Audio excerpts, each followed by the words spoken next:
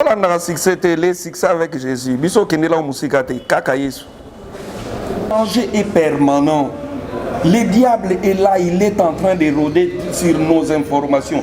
Autant que nous divulguons les informations de nos vies privées, autant que le diable aussi se saisisse de cela et détruit à tout moment. Moi, je vais te dire une chose. Les mariés qui s'exhibent trop sur les réseaux sociaux, leur mariage, tout ça, finissent par se disloquer. Ça, je te dis. Il y a un peu d'obstacle, les mariages, les se séparer parce que... Il y a un peu sûr que nous avons vie privée dans la roubette à côté. Il y a un peu matin à question au soukara na maboki. Ok, papa, vas-y quoi. En tout cas, naki Caleb nanga nyoso nzamba pambringa mwa muke na mataka ngomba campus nanga ba yebanga kuto déjà na kota na ba boka Caleb ba kota zamba voilà c'est communion nanga na nzambe. OK. Témoignage TV, abonnez-vous sur notre chaîne Témoignage TV. Témoignage TV, nous appelons tous ceux qui ont réussi à travers Jésus à venir donner leur témoignage, leur parcours. Qu'est-ce qui s'est passé? Voilà, ils ont réussi avec Jésus. Témoignage TV. Abonnez-vous, abonnez-vous, abonnez-vous et cliquez sur... voilà. Subscribe. Toi, tu cliques et tu t'abonnes directement. Moi, je m'abonne et pourquoi pas toi? Témoignage TV, Témoignage TV, Témoignage TV avec le pasteur Onésime Mouzama Chapirou. Témoignage TV, on est ensemble, il n'y a pas de souci. Très bien, très bien, très très très bien, très bien. C'est Lola Ndemakabu.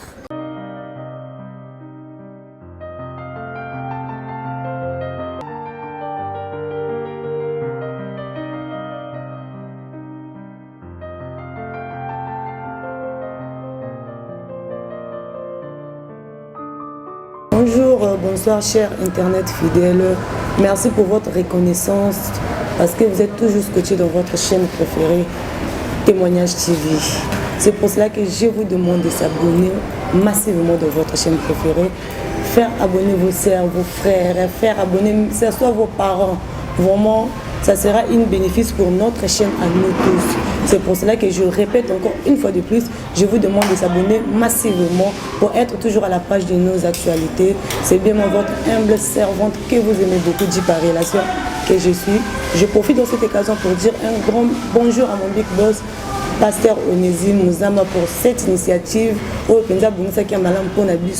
La chaîne à Témoignage TV. Je vais demander au caméraman Chilo de balancer d'abord l'élément de prédication et puis nous allons retourner sur notre invité. Merci.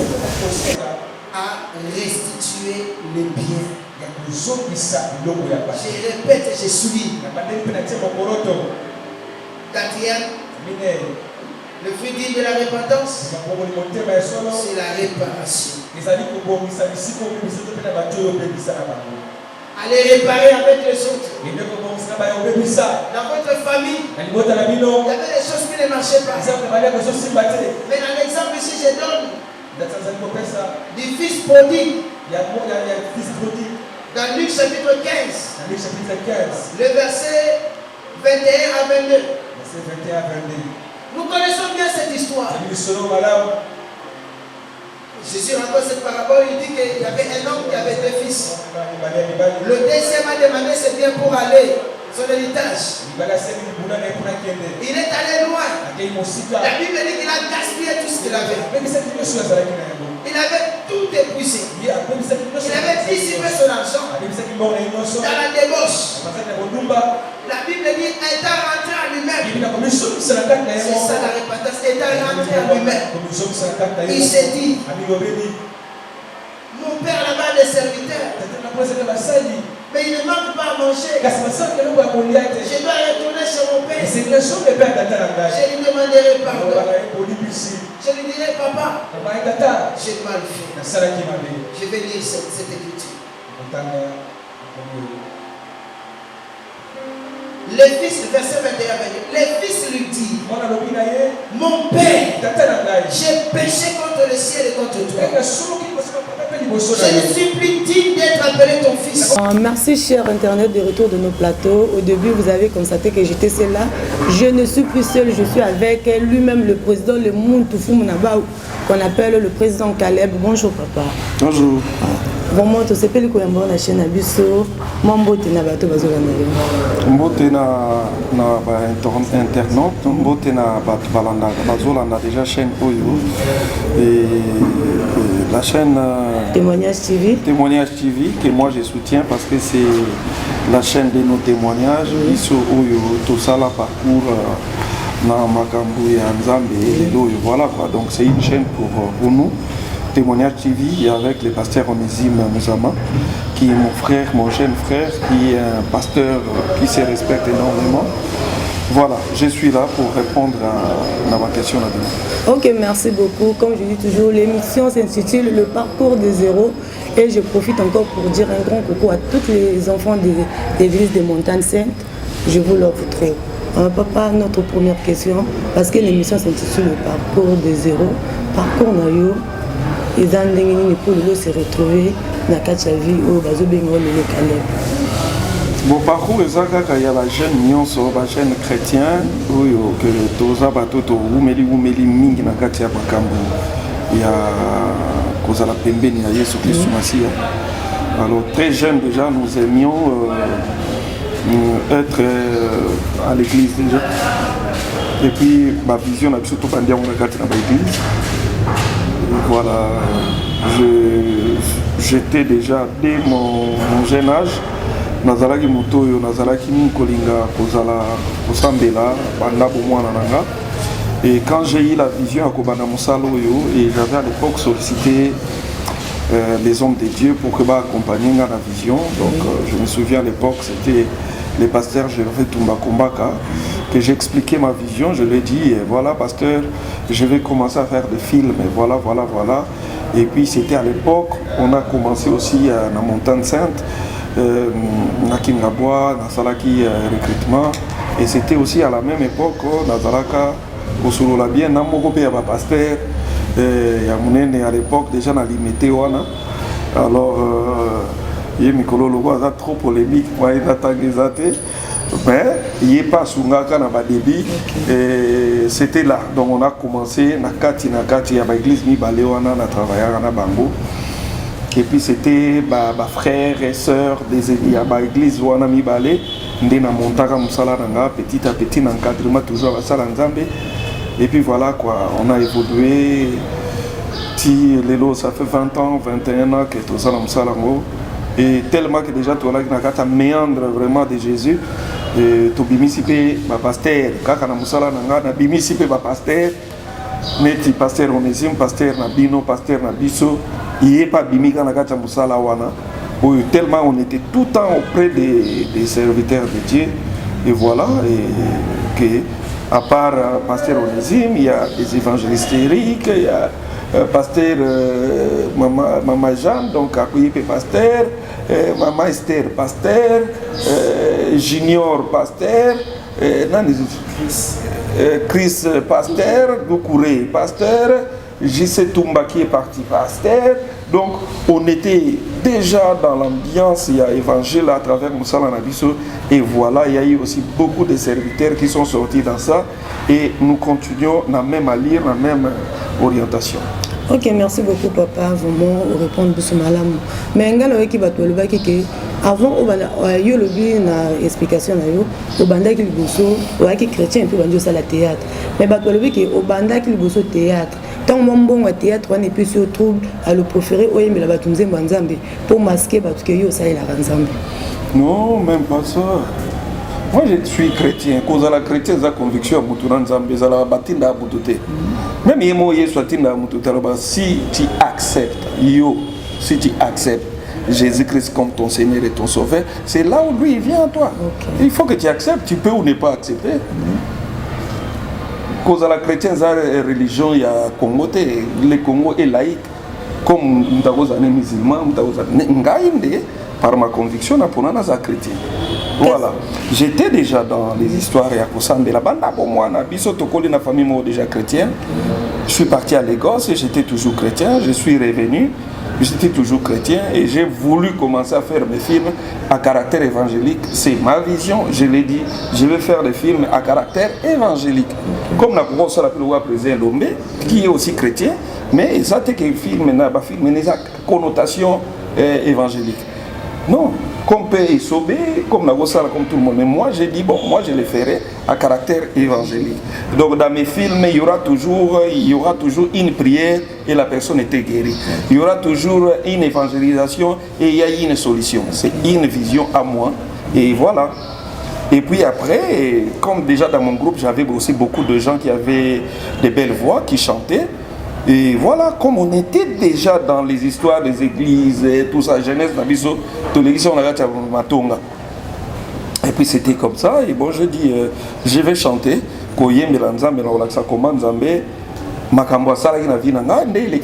j'ai chanté dans la des albums, Herba YouTube, et ça est un peu compliqué parce que tu peux sortir un album, parce qu'on va sous CD dans DVD formaté. Alors ça risque de faire que ça là-bas dépense, voilà, tu ne sauras vraiment pas vivre avec ça. Tu vois? Alors, il y a un qui m'a été dans HB et je me suis concentré plus dans la production et dans le film. Mais mes collègues, on va voir, même pas moi-même, on pourra dans la musique du possible maintenant produire aussi d'autres chanteurs, musiciens chrétiens. Mais pour Nanga, avec l'âge aussi, je me suis dit, non, là, je dis non, mais je te dis franchement. C'est archi faux parce que aussitôt, papa Patrice, jusqu'à présent, ce n'est plus fréquent comme avant. Mais yo pesa bato linga mukie babike donc papa Kalebe akina mo mupepe moko ka ya mukie donc après si donc ayo pesa pose et puis akei non. Ya on a expliqué yo. Mususu akosa la musique de carrière. Ngana sala musique de carrière. La musique m'a accompagné, n'a juste accompagné ma vision. Mais Mususu a la musique de carrière. Et donc il y a un karatia okufa. Tu vois? Mais moi c'était circonstanciel. Na sala et accompagné Musala Nanga. Et puis, à un certain âge, je pouvais aussi laisser. Et puis, moi, je me dis toujours, musique peut être à l'âge. Parce que, papa, papa, moi, on passé la papa Kabashi. Moi, père, moi, comme mes camés, et ça, parce que les générations changent au fur et à mesure. Et ça, la jeunesse, ça donne un peu plus d'engouement. Et à un certain moment, il y a plus de musiciens chrétiens tentent maintenant à se reverser vers l'évangile. Parce qu'ils se sentent maintenant que là, la colis. Alors, au lieu de continuer la musique, peut-être ça va me demander trop. Pour la musique, ça blague. Il faut binaka, il faut ninganaka. Mais l'église peut te binaka. Ah, maman, musique était. Ok, merci.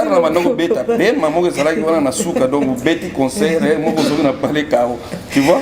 Alors moi je me dis toujours qu'à un certain âge, il y a des missions sociaux qui se concentrent dans l'évangile, sont devenus des pasteurs, parce qu'à continuer mon salaire en tant que maintenant pasteur. Nous continuer toujours vision dans l'évangile qui m'attend qu'un acteur qui fait des films à caractère évangélique. Parce que dans tous mes films, il y a toujours un pasteur dedans. Oui. Voilà. Ok, merci beaucoup papa.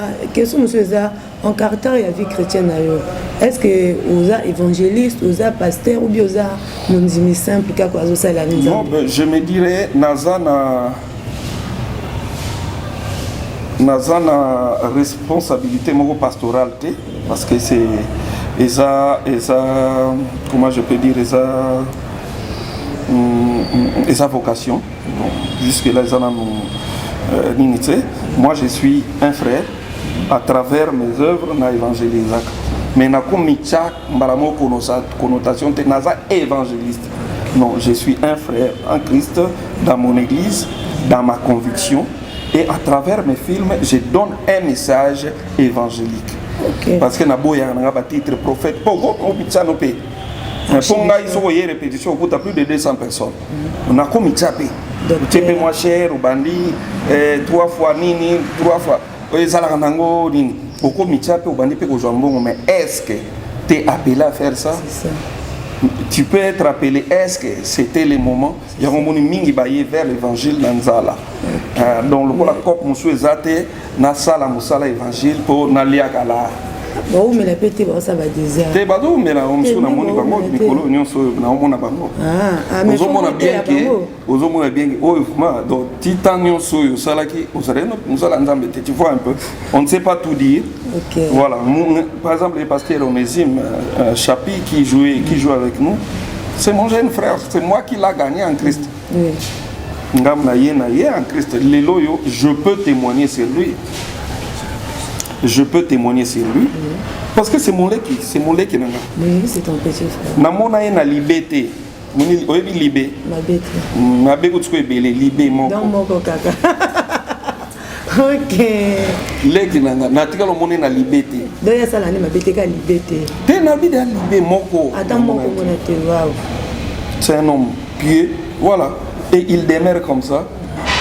Voilà, il va lentement et sûrement. Moi, je suis pressé comme pasteur, tellement l'aisance matérielle et réseau ya nous quitter. Ake Simba, ça va plein à Zoala. En tout cas, ça a conflit na Fachi, ça a conflit na Kabila, mais vous avez conflit na Nzambete. Ok. Comme tu côté là.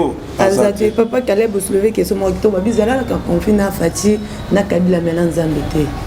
Papa Caleb, ndenge déjà évangéliser rapport na bato. Ça veut dire que oyambisa rappel na bato pour yambisa Yesu. Ce que yo muto doit les toi pour yambisa quelqu'un bato Yesu. Remet en nezo bimala kombo no concernant dinana na sila. Là, ça ne me concerne pas, c'est une affaire de fait. C'est l'étoile. Quant à l'étoile, on parlera d'étoile, même là où on ne pouvait pas.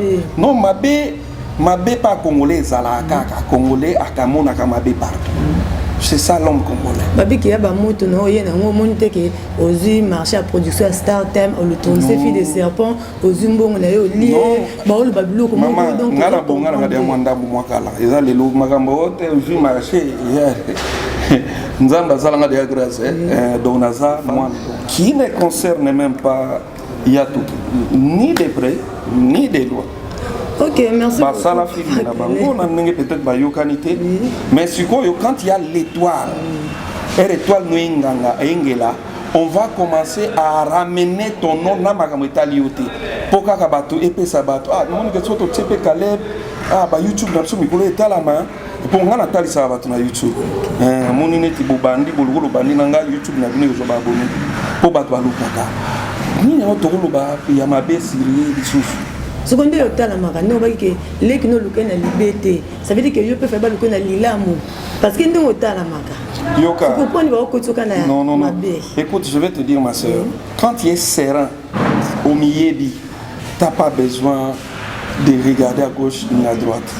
Ce qui colo, un colo nabiso, ba loba mabe sirié, yé moko Jésus, moutana liberté. Qu'est-ce qu'on n'a pas dit, fils de Belzébul? Nous avons écoute. La liberté. Mais fils de Belzébul, on comprend que tu as gua, azakaka mais Jésus. So, nous collons à la croix. Il écoute ma bête, ma solo, ma tonga, pour vraiment attendre à Jérusalem, mais ninganaka. Ah, John Wabimiawa. Non, non, non. Kisi. Ah, Kisi. Ah, si ma mise sur mon tam, non. Batonga Nzambe, batonga yi. Bon, on a tout qui a pas emboué. Or que dans la vie, ma soeur, ce qui va mettre les solo noté sambe la soumaka, c'est bien. Là, c'est vrai. So bando tongote, bando bamba makambo servi noté, ok bien. Parce qu'on doit parler de mal sur toi pour que toi, ça te permette d'entrer dans la profondeur. Il y a la pokepo. Aussitôt les gens parlent mal sur toi, aussitôt tu te concentres à ne pas échouer. Est-ce que vous comprenez? Parce que aussitôt les gens parlent immensément de mal sur toi, aussitôt ça te rend la fureur de vaincre. Bien pété? Ah, c'est que Satan le côté? Non, Satan est bien. Satan, c'est comment il y a les solo na yo, balande la côté, tout kakayote. C'est que Satan au côté. Donc, est-ce que Satan n'a pas un bateau, qui est bien, qui est tellement bien, bon, bien dans le sens qui progresse. Satan dit, oh non, non, non, non, tu crées, tu finis Gandumba. wana siko bana pa satango ba o atonga ka bango na satana bango numba abenga so unsusu ote to tsaka za escrow bana satan pe ba escrow e mo susu to tsaka aza moins sérieux yebisanga ti ozoro moins sérieux nani muto aza sérieux na se na moi collègue Jésus azate muto nyonso azaneka moins sérieux tantôt dans ceci tantôt dans cela. Moutazangi libazate papa babi moutazangi libazate vraiment yango papa na biso nezima lwaka soko koyi na 12h na 12h30 au salle de réponse sincère bana nzambe tu peux avoir il peut t'arriver à trébucher un peu mais tant que tu as le souffle de vie tu vas continuer, tu dois te relever. Moi c'est chaque lundi je monte à la montagne non pas parce qu'on me pousse naki Caleb nanga nyoso nzamba pambringa moi muke na mataka ngomba ya campus nanga bayebanga kutu déjà na kota na baboka Caleb ba zamba voilà c'est communion nanga na nzambe. OK, merci beaucoup papa. En fait siko na koluka pete ke na soigner pour image mutazwana yango elaga Yesu. OK. Bolupa bofinka bon moi j'enfonce. Au contraire, vous me servez d'escalier. Okay. Aussitôt vous insultez, aussitôt aussi grand que vous allez détruire ma réputation, aussi immense que l'Éternel va m'élever. Ok, merci beaucoup Papa Caleb. Vraiment, tout ça témoignage na explication ça concernant la rumeur aux Salama. Neka to ba émission intitulée Le parcours des héros Papa Caleb. Tongi to pousa na mamuke na kati ya parcours na to ba ki Papa Caleb a qui marié et puis divorcé. Mais jusqu'à présent, to ba te Papa Caleb azomo na ba so ba o lekate. To ka kalobi oh na voiture Papa Caleb mo ka tshaki kabelo jaune. To ba te. Yo mo so te ba journée théâtre. O ba sara ne boto zo comporte ba o tia biso nombrement. Ba rumeur ku te bimanga ku na kota na Facebook. Oh Papa Caleb ba o tsheba na mupeshi. Ngabi oh mais Dieu soit loué. Donc baba ni bango na bango surtout ton engagement na tellement mutu te mais je suis engagé. J'en parle plus jamais. J'en parle plus jamais. Mais à mon âge, je peux pas être seul, non? Mais tu dois te marier au moins pour que les gens puissent connaître. Parce que logo internet na monde entier zoluka na lobaga ke na balato na balate. Mais libende za talaka maboki. Libende la information Caleb. Je ne parlerai plus jamais de moi, de ma vie privée. Ok, si je comprends bien, tu pourras plus te marier. Non, c'est ma vie privée. Je suis moi, pour biso to na système ya waze on va waze quoi. C'est quoi papa? Le reste, il n'y a pas d'information. Donc ça veut dire que au tali ça va nous fait ça pour évangélisation que on va waze quoi. Bon on peut pas côté un système à waze. Ça veut dire que ton l'église va pas me la mabala tu vas côté un système à waze quoi. Non. Écoutez, les réseaux sociaux faut être prudent avec ça. Vous venez dans les réseaux sociaux que nous avons commencé au tout début à Facebook, tout le temps à hi-fi. Dans les réseaux sociaux. Et ce n'est pas important d'étaler toujours sa vie sur les réseaux sociaux. Nos photos, faire attention on étale tout sauf rien sur les réseaux sociaux. On a pris des vies. Alors on est décidé que dans les réseaux sociaux, le reste, il y aura plus d'informations.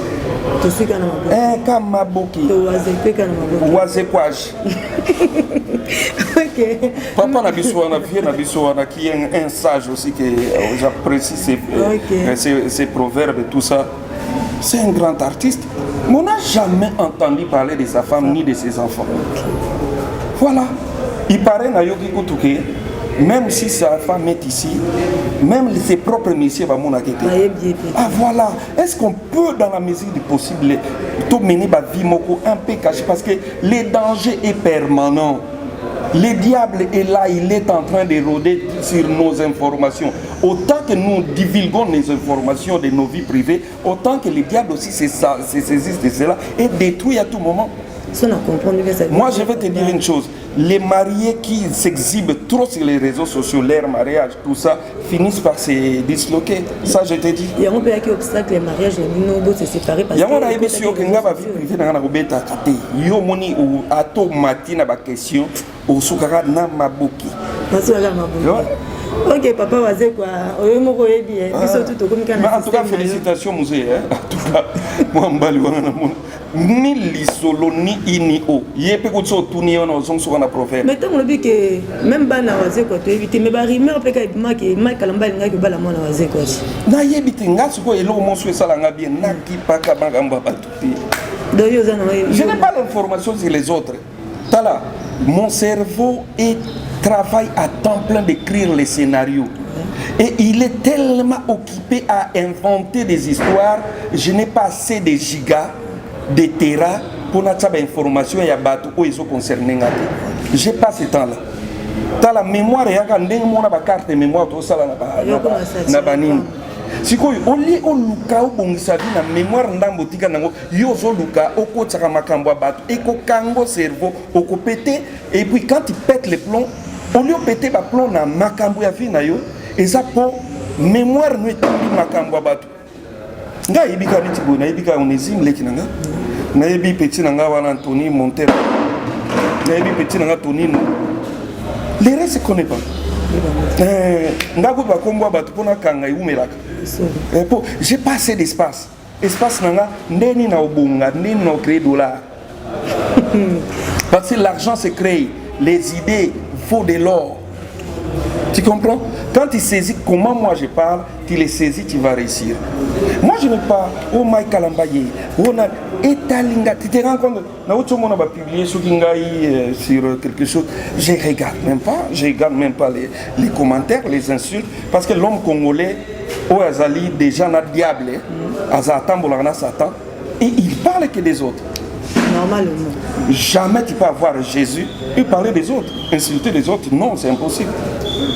So moni mota lubaka kaka makambo abato aza démon géant et puis encore ta lula te yebi sango leo se concentrer na vie na yo yoka kale bisiko est-ce que comme nani est-ce que comme oh kokufa surtout batala ka ba couleur yeba siko yoke basilisi na président go fachi basilisaki Kabila biso moko ba peuple tozo silisana toko moton tozanga ba toko moton asko Yesu Yesu mami kolo asate tala niveau kongola okoma Yesu asala te ngakutu mutu kongola comme kila niveau tonga Yesu po to tonga katro ngana ko baba tonga ko ya nete ayate tant mutu déjà ozaki na kasi nzambe oki osimba kisi po okoma likolo ça veut dire que tonga ki déjà nzambe asala raté siko to mo sanga kongolais tala niveau kongola ali ko kongola ko tonga ni mwa muke azangi client amulika mwana mole ka mutakala sokolite mwana masukolite mama ni congolais comment on est satan ya kotonga mwana ya muke à 2 ans manque à faire na Congo non quand il y a quand il y a manque à faire créer des idées parce que les idées faut de l'or.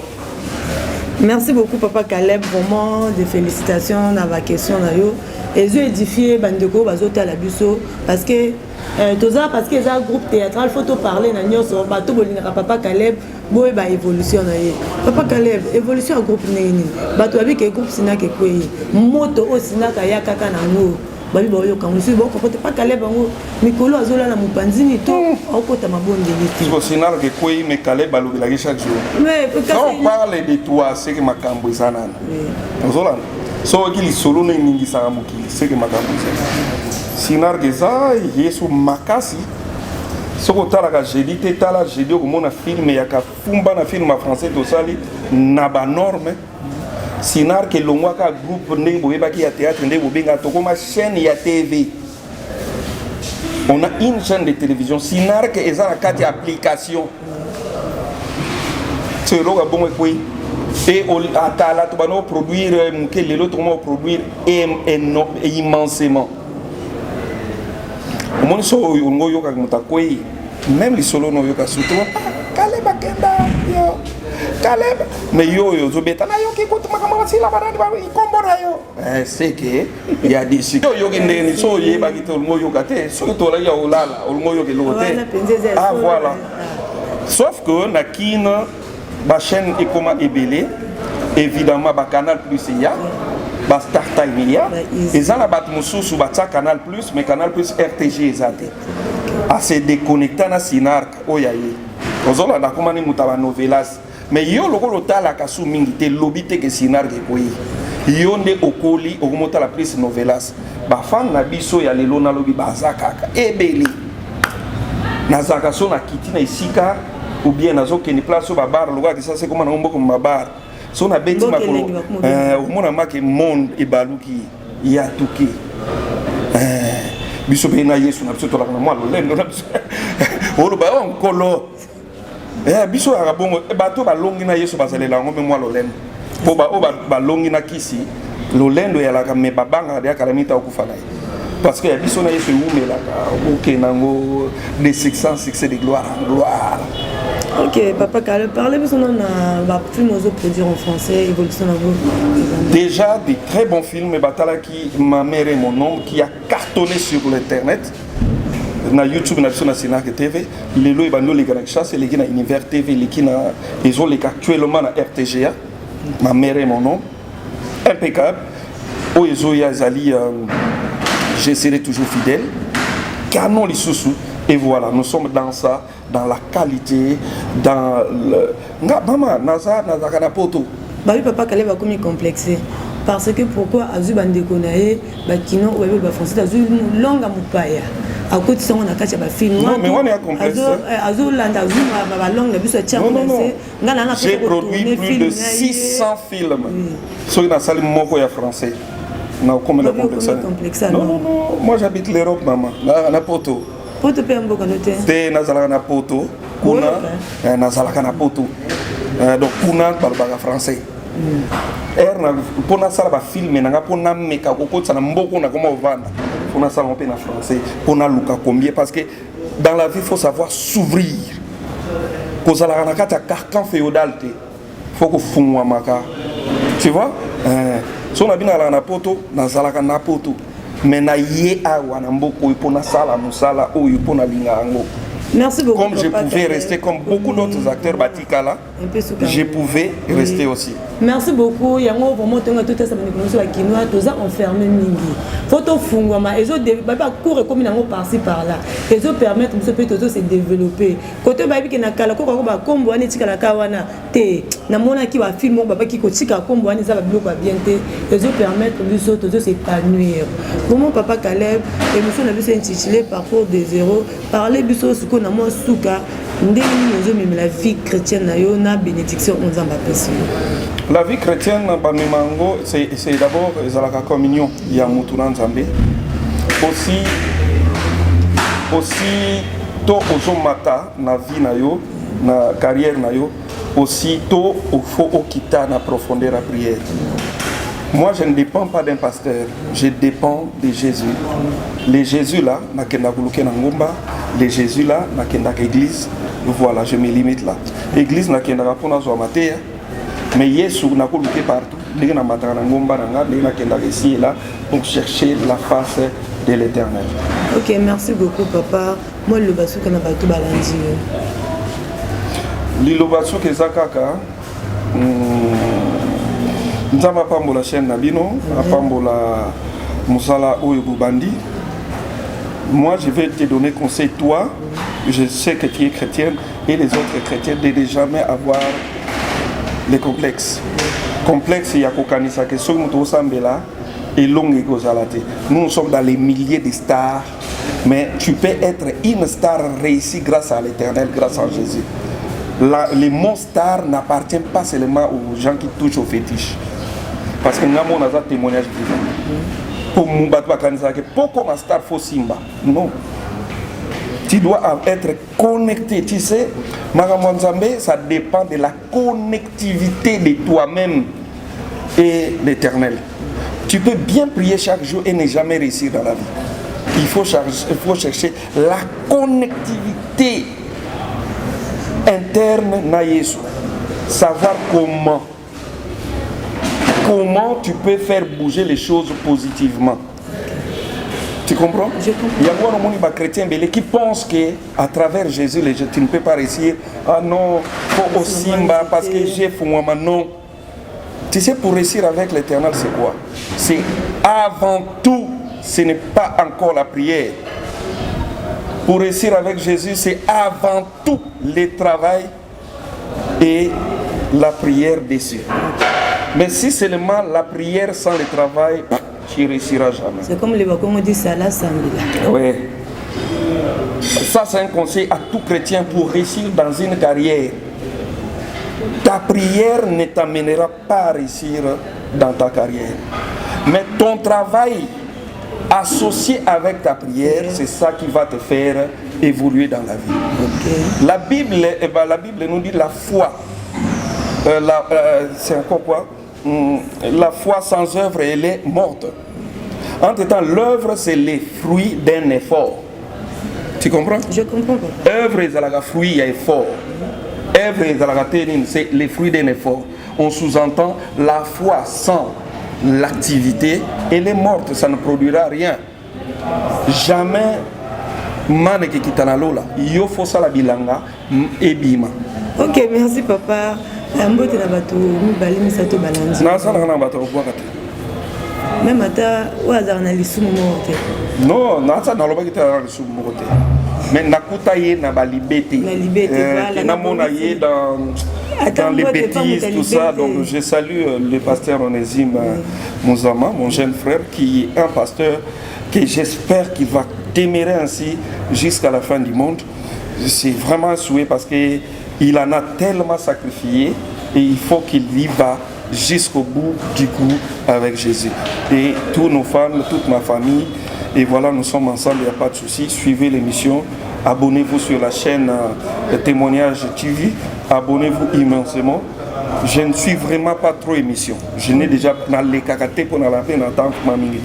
Mais là, il a fallu que je parle dans une chaîne que je peux souhaiter, je ne peux que souhaiter. Et Mata, Yangwana Naye, Nazali, voilà. Et tu as posé toutes tes questions sans poser ma réponse au Isengelaki.